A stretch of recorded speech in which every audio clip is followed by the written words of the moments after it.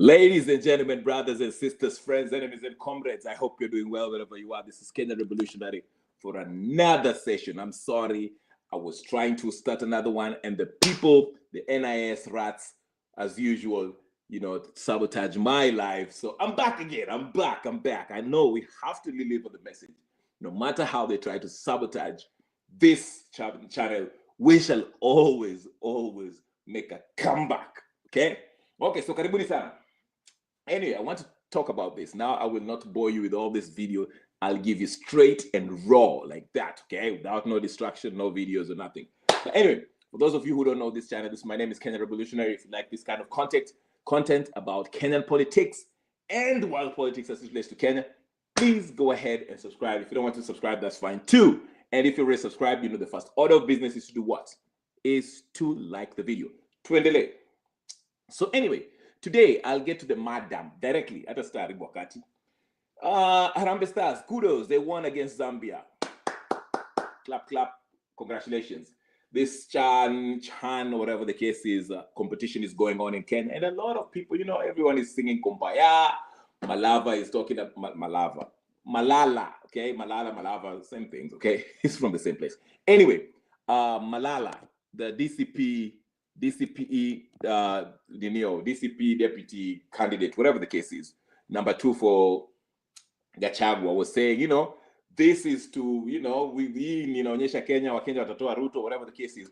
And Ruto is really trying to take advantage of this Harambee Stars victory. To me personally, I think these games are rigged because in a real sense, I don't think Kenya will beat Algeria or Tunisia or Zambia. I'm just saying, okay? I'm sorry to burst your bubble. I know I have to be patriotic, but hey, in footballing terms, real is real, okay? If you are to face in a, let's say, World Cup qualifying match against Algeria or Tunisia or Zambia, I do not think Harambee Stars will win. Yes, I'm sorry. Some of you rated Benny McCarthy. I remember him from the days when he used to play for Bafana in 1994, 1996, whatever the case is. That's another story. But anyway, the bigger point that I want you to take from this is Ruto and the political oligarchs are really distracting the Kenyan people with this whole Harambee Stars. They're trying to use these spots to be a rallying point for all of us to sing Kumbaya. Let's forget about our difference, political difference, our whatever the case is. We don't need a revolution. Our president is working. As a matter of fact, our president has promised these young vijanas of Harambee Stars, these heroic young men, $1 million for every match that they win. So, hey, even Benny McCarthy had to stand up and say the reason why they've been able to qualify to the next stage is because Ruto promised them $1 million. So people are buying this. But the whole idea is to do this, is to paint a picture that the president is taking an active role, proactive role to bring people together, Kenyans together, by using this, providing this incentive to the Harambee Stars that has helped them, inspired them to win these games, which actually bring people together. Because when people come together, we forget about our problems. We forget about the extrajudicial killings. We forget about the corruption. We forget about the incompetence by this administration, whether it's Murkomen or whoever. This is all what it is all about, to bring you all confused about this thing. Yes, majority of you go to these games because you're supporting your team. You feel a sense of patriotism, okay? Yeah? You are proud of our boys. Our boys are beating Algeria. They're beating Zambia. They're beating I don't know who. They're beating I don't, so it's natural, okay? But there's a scam in it, okay? Your emotions are being used, okay? It's called, what do you call it? They're capitalizing on your euphoria, on your sense of togetherness, coming, defending or shangeliering Harambee Stars, okay? It's been used to make you forget about the dire situations that you actually live in. When I say dire, I know some of you might be saying, no, but we're relatively peaceful or whatever. No, we are not. Kenya is at the brink. If you look at economically, security-wise, education, our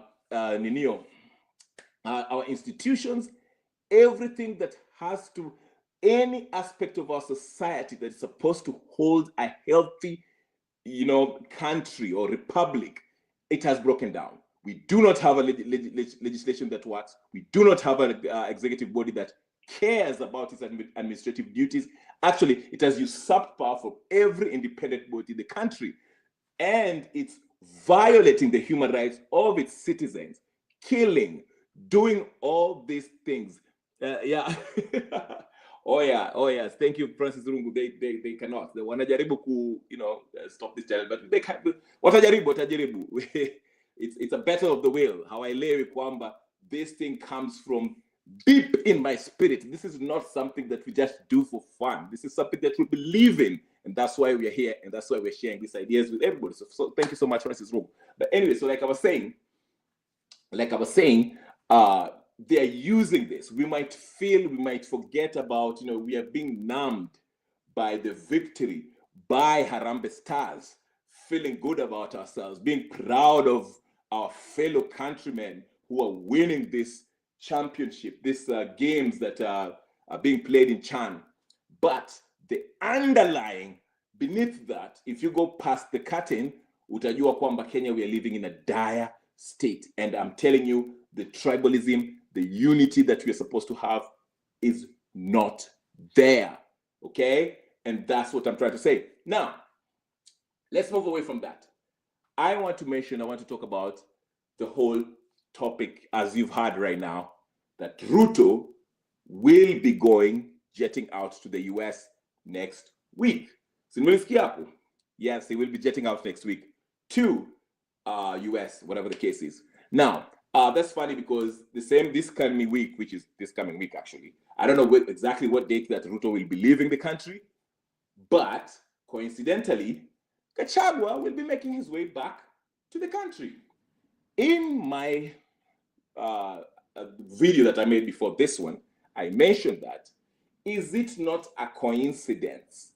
Okay, every time there's a rumor that, or it is announced that Kenya is going to have, there's going to be some degree of protest, okay, some sort of protest, massive protest, okay.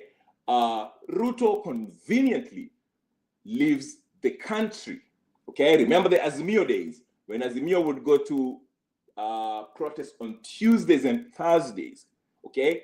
Every time they announced that they were going to Mandamano, Ruto will conveniently leave. When the Gen Zs announced that they were going to the streets, okay, Ruto would conveniently leave, or coincidentally leave, the country on that day. Why is it where does he do that? Why does he do that? Why do you think he does that? Here's my take, what I think about that, okay? I personally think Ruto, since the ICC cases that happened back in 2013 when he went to okay, the crimes were committed in 2007, 2008 post-election violence, but they were charged and taken to court, actually attended court in 2013-ish, 2012, 2013, okay? Now, since then, Ruto actually learned his lesson, okay? I'm not saying that he learned a lesson that he is supposed to stop killing people. That one he hasn't learned. He's just using ways that cannot actually directly implicate him in the crime. You understand? He's using ways that cannot directly link him, okay? When we look at the evidentially, okay, evidence that pertains to any atrocities that have been committed by any governmental organ, okay? Because remember, Ruto is the head of the state, okay? His number one responsibility as the head of state, as the president of Kenya, is to guarantee or make sure that Kenyans are safe. The safety of Kenyans is squarely on Ruto's shoulder as the chief, not executive, it's not chief executive, but as the mkubwa wa majeshi, okay? The head of the armed forces, okay? That is why the army, he always chooses, he has the power to actually choose, the top general or whatever the case when when their term is up. You remember the controversy that happens of Vogola and others, when people are saying, oh, Ameribu order, it was supposed to go to the Navy or whatever, the Army or whatever the case is, okay? But he has that right as the head of Mkubwa wa majeshi, as the head of the armed forces. Being a president, you're also head of the armed forces, okay? When you're Mkubwa wa majeshi, so unaweza kuambia majeshi. So what I'm saying is this: the number one responsibility for a head of state as a president of the Republic of Kenya, his number one responsibility is to ensure that Kenyans are safe. Now, let me walk you through this. It's a very simple concept here, okay? This is my theory, and I know maybe majority of you will agree with me or disagree with me. What I'm trying to say is this: Ruto learned when he went to the ICC during those trials, he kind of learned, given how the trial was going, the evidence that was brought before him, against him, he learned how the witnesses, people who gave testimonies against him, how evidence was presented that linked him with the Kiambaa or Rift Valley killings that happened, okay? So he learned how those atrocities that happened in Rift Valley came back to link him with the what? With that crime. So Ruto, after that, him being now president, every time there's any kind of mandamano, okay, protest, of course, being somebody who doesn't not understand the constitution but doesn't care about the constitution, they have that mindset. These colonial puppets. Their mindset is, if there's any protest, the only way to squash a protest is to do what? Have a violent confrontation. To do what? To pacify these protests. They do not understand this concept that it's actually the rights of the citizens to go out there and peaceably protest, picket, as the constitution requires. Them in their minds, these colonial puppets, Ruto, Uhuru, and his predecessors, they think that if these young people come out of the streets peaceably picketing, okay, as it is constitutionally enshrined in our constitution, they think that's the only way you have to squelch it is to by having a violent confrontation. Wapige, wavunje mfupa, wingize huko ndani, even, worse, waue, okay? And he understands, for Ruto, he understands that this action by the police force, who indirectly take orders from him because the buck stops with him as the head of state, okay? He has the power to tell Lagat, acha ujinga, stop it, remove the police kutoka kwa streets. But, so what he wants to do is this. He probably has a meeting with all these police forces based on the intelligence that he receives from the NIS, people on the ground and elsewhere, ambao have heard about this upcoming Thursday, Wamunyoro, welcome back, event that's going to start at JKI, and God knows where it's going to end, okay? Because it's all shenanigans. But anyways, since he has received and maybe he has received intelligence that this thing can be actually a big major event. In fact, let me just go ahead and say it right now. On that day where Wamunyoro Gachagua is going to be welcomed back in Kenya, it is going to be the main news and trending topic in Kenya. So what does Ruto does? He is planning to do what he thinks works for, to pacify this situation. What does he do? He is thinking, okay, we shall do what we always do. Any kind of protest, any kind of gathering which threatens, okay, the state's legitimacy or it seemed to be a resistance against the president or an affront to the presidency or the state house, okay? It should be met with force. That's what he's thinking. That's his mind. But he understands based on the evidence, his cases in ICC, he knows that later on in his life, even if when he gets out, later on when he stops being the president, easy story, easy cases can come back and he can be brought to account for these atrocities that possibly might happen on this day, on Thursday. Okay, so what he is doing is he's going to plan this, these atrocities that's going to happen, this confrontation that's going to happen with Gachagua supporters. Okay, he plans with Lagat and the police force who he has handpicked to do these kind of things. Okay, then on that very day, Ruto chooses, or a day before that, or the day before that, the event, he leaves the country.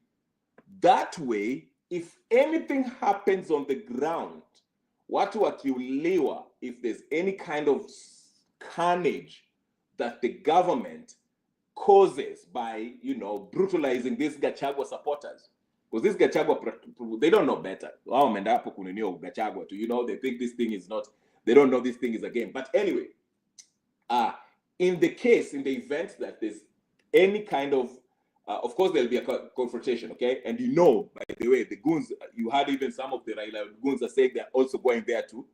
Wanasema ati hakuna maandamano, hakuna ati welcoming, So the ground is being prepared for some type of a violent confrontation. Let's face it. People, when they, you can't have Gachagua supporters side by side by Ruto and Raila supporters saying, hey, one time, two time. They can't do that peacefully, okay? It's going to be some clashes. So what is happening is this. Ruto wants to make sure that on that very day, he probably don't want to be around when that happens. He wants to be out of the country. So when these atrocities happen, and later on, the evidence is collected, okay? Because when we go to trial, when an investigation is being done, okay?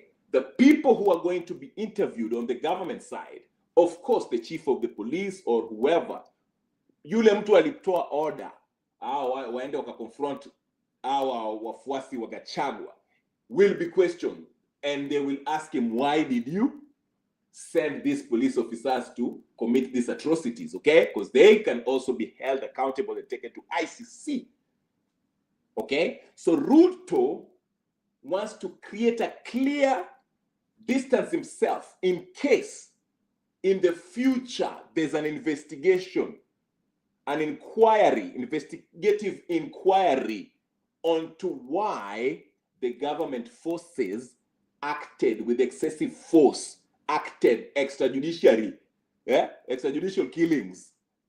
Why did they violate the rights of these folks who are going to welcome Gachagua?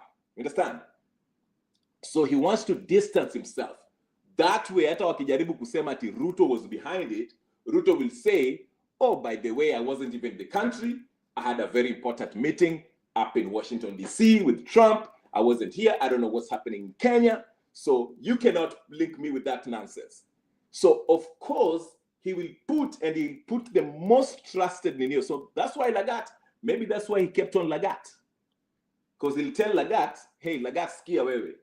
Ile kesi ya Ojuang, I'm the one who bailed you out. Okay? Because the whole country wanted you to resign. Ndio. Walikuwa nataka kukutoa kwa kiti. But I stuck with you. So you do me a solid. This is the solid I want you to do me. Okay? In the event, this story imeenda kwa ICC. Wewe sema wewe ndio uliona, uliassess the situation, ukaona, and you acted on your own volition. You gave your own professional opinion on the matter, and you acted on it. Usinihusishe kwa hii maneno. Because me, Ruto, I know how these things work. In the future, Mr. Kwenda ICC. Na usiende hapo uanze kusema ati mimi ndio nilikuambia ati uende ukamnyoroshe hawa wafuasi wa Gachagua. You see what I'm saying? And Eliud knows how Ruto works. So he will not snitch on Ruto. Unaelewa? Because kesi kienda ICC ati watu waliuliwa, or it's a case of human rights violation. Okay? Because Ruto understand, these cases he might not face it while he's the president of Kenya.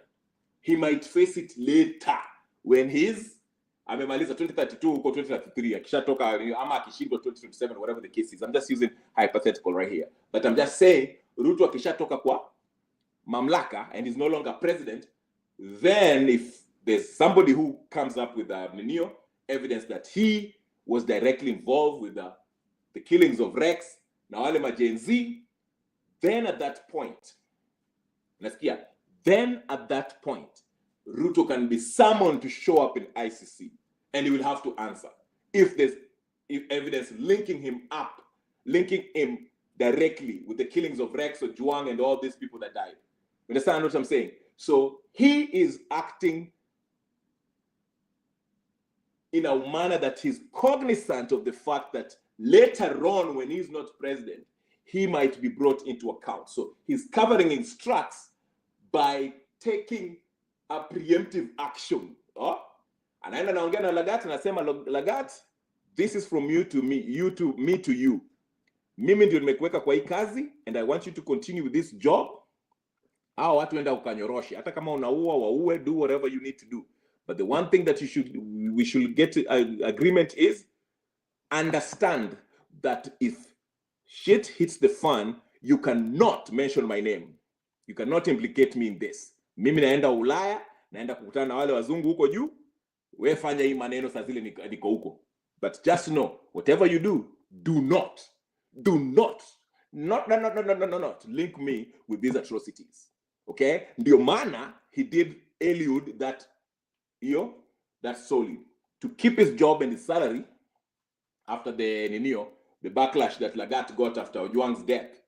Okay? So this is kind of blackmail that goes on. Now, that is the kind of blackmail that happens. Hata wanasiasa unaona wanakubalianga na Ruto. Some of them probably don't even support Ruto in their hearts. But somebody has some dirt on them. I mean, we read about this with the intelligence community where Mossad are known to be doing that. Actually, it's so funny because I was just hearing that there's somebody who came up and said that some of the politicians, American politicians, lawmakers, their tapes, they have been blackmailed to be supporting the Israel. That's why you always see, no matter what, they usually support Israel. Even if Israel is doing nini, bado wana support you. And the same thing can be happens in Kenya too. Unaona, mtu kama Babu Owino. Okay, I'll give you an example. Not to pick on Babu Owino because I think he's whatever. But I just want to give an example with Babu Owino. Okay, Babu Owino before alipata ile kesi ya Rex. Okay, I mean alipata ile kesi ya Rex. Okay, we all know what happened. Okay, we saw the tape. We saw him shooting him in on camera. But guess what? Vile Kenyatta alishinda the long con game. Vile Ruto alishinda, okay? Then he started blaming Kenyatta. Remember that? Alianza blame Kenyatta. Oh, sijui nini Kenyatta is, Kenyatta ametucheza, sijui Raila amedanganywa, blah blah blah. Remember that? Him and Gaucho was saying that. Then when he started saying that, kesi yake ikaanza kufunguliwa tena. The next week wakaanza kusema, kesi yako inafunguliwa. You thought it was over? No. The second charge was, the first one was attempted murder, right? The second one was at unlawful discharge of firearm or some bullshit like that. Walifungua kesi ya Babu Owino. And after that, Babu Owino never mentioned story ya Kenyatta na Ruto kutuchezea hii mchezo ya town. Okay? Walinyamaza kabisa. Hiyo story ilisha hivyo. From that day, Babu Owino has never mentioned the fact that there could be a possibility at Ruto and Uhuru Kenyatta, played the whole country by pretending to be political enemies. Babu Owino aliwacha hiyo story kabisa.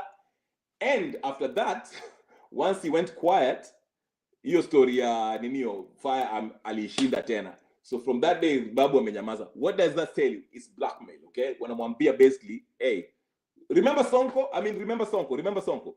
Sonko vile alianza just the other day. Sonko has been to court how many times? Okay? Remember when Sonko alikuwa anajifanya ati is against President Ruto? What happened? Kesi yake ilifunguliwa. Okay? A new case. Alafu vile kesi yake ikafunguliwa, and then he had a court date. all of a sudden Sonko akaanza kuwa mrefu. He started seeing the light. He started supporting the president. Okay, alianza kusupport president. Hiyo kesi siku ya kwenda kotini, koti ikasema there's no enough evidence, wacheni Sonko. So Sonko from that day ako na Ruto. So that's the kind of blackmail I'm talking about. It's the same thing I'm telling you.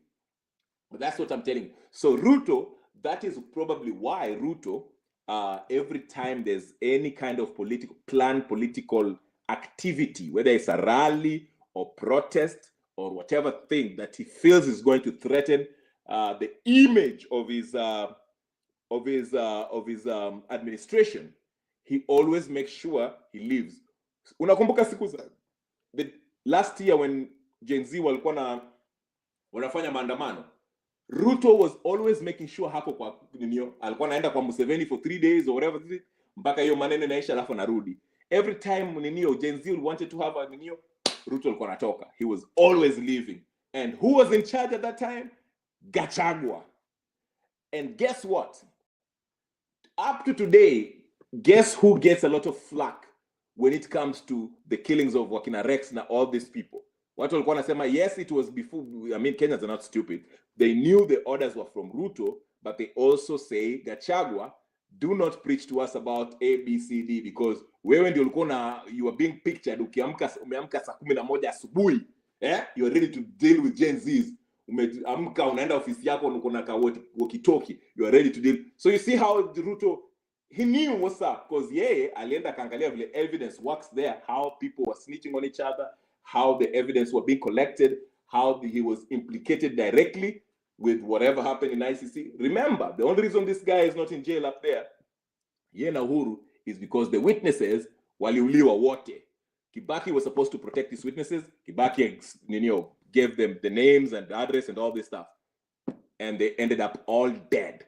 That's why Uhuru Kenyatta and William Ruto are working free in Kenya today. So he learned his lesson. That's why when he became the president, he's pulling these tricks. Every time there's a political rally and he knows there's possibility of a confrontation, physical, violent confrontation between the protesters and the government, Ruto, he doesn't want to be around.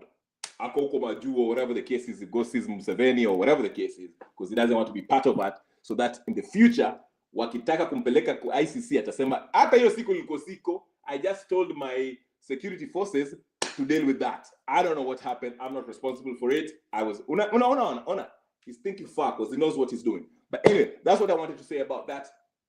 So be vigilant. Like Naambia, even though this Harambee Stars thing is a distraction, because kumbuka, all this administration cares for, him and Raila and everyone affiliated with this administration, including Gachagua, all this political class, they are praying to make it to 2027 peacefully. Wanajaribu wasifike huku, wasitolewe hapa katikati. That's why they are coming up with all kind of distractions. And Harambee Stars, like I said, in my opinion, I'm just saying, okay? And you might disagree because I know everybody's happy about Harambee Stars or Machine. And I think these other teams are being bribed, so Harambee Stars is shinde. That way, tutakuwa na hii kumbaya, we are proud of our boys, the country wako pamoja. I don't think it's, because in a real sense, World Cup qualifying cup, Harambee Stars versus Algeria or Harambee Stars versus Zambia, tutachapwa 10-0. I mean, I'm just saying. But, I understand. It's easy to nafurahia how everyone is, we're proud of our boys. I'm not buying it. Ruto is behind, especially the fact that he has involved himself, is trying to be the center of everything. And our offer 1 million, Raila today, I think, said that for every win, he will offer them 500,000 or whatever for each player. I don't know where are they getting this money, okay? That's what we should be asking. No one is asking that question. But anyway, that's my take on that, ladies and gentlemen. Like I say, I will not stay here for long. It's late. I have to, mpaka niende nikalale.